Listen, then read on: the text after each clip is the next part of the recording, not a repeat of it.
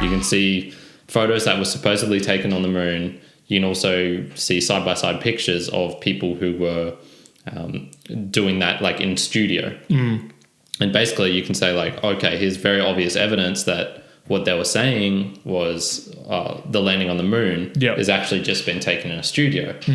And then I suppose the question there is, where do you take it from there? Because some people like to take it to the government's lying to us.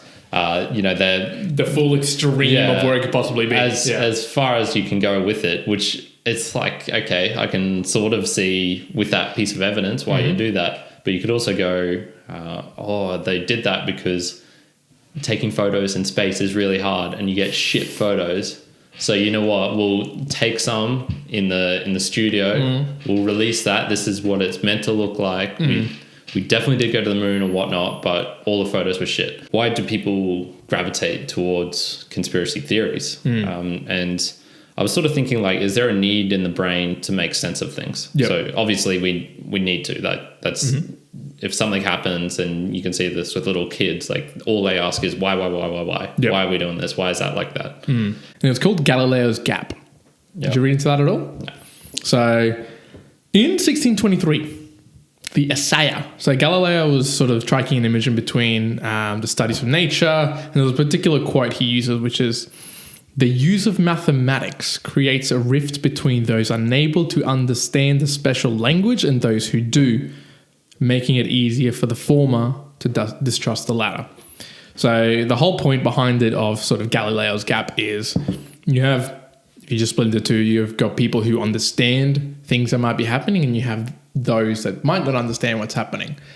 And that gap in understanding creates a lack of trust to the other group. And I can understand something like the big pharma point, right? It's they make money out of all this. Like they make huge amount of profit. So you can understand when they're like, these guys are making a lot of profit. Is it other things that they're doing or that they're keeping on going? You could theoretically think like, okay, if they did have a solution to cure all cults, maybe they wouldn't release it because, if they did release it, then they're going to lose all this money. That is like fact. That is fact.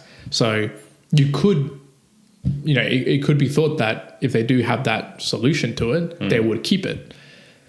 And that's where you can get this straight to this conspiracy theories because it's unexplained. Like there's no real way you can prove it unless, you're really in deep with one of those companies and know the secrets or whatnot. Are there any conspiracy theories that you believe in that you would particularly say?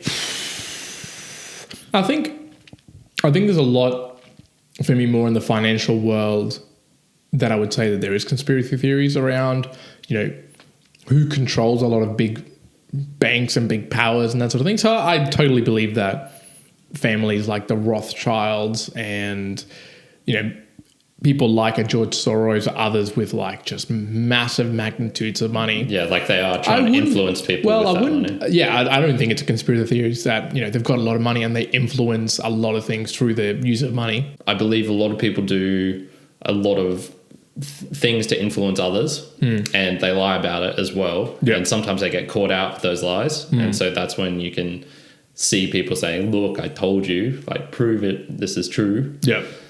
In general, I'd say like the way I look at it is, just a couple of rules of thumb. Don't explain to malice what you can explain to incompetence and stupidity. Let's go on. This is a fun one I never heard before. The Middle Ages never happened.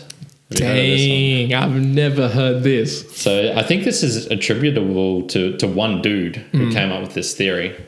And basically he was saying the best type. I'm going to create a conspiracy theory today. Basically he was saying, I think, 2 emperors and a pope in what would have been the time around 700 AD. I think it was like 600 and something. Yeah.